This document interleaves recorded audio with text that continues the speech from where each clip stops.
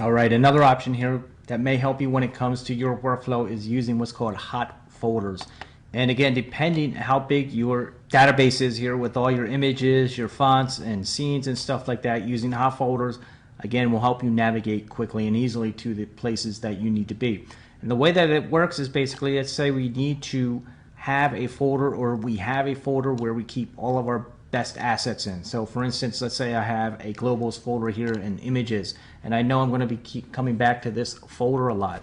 So I have my little folder marked here, and I also have the tab marked what it is. If I right click on this tab, I can say mark as hot folder.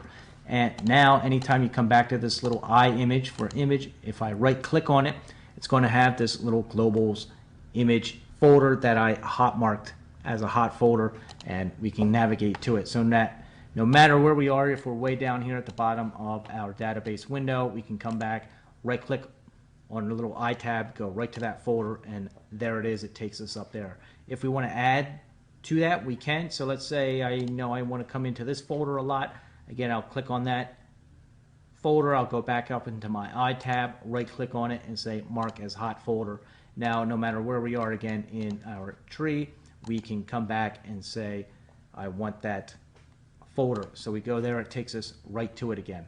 If you want to get rid of it, again, if you just go back to that folder and you're on and you right click on the tab, you can just unmark as a hot folder, and then it gets rid of it. So we check it again, we come back to it. Now we only have one in there. And if you want to navigate to that, just select it, and there you are. It takes you right to that folder.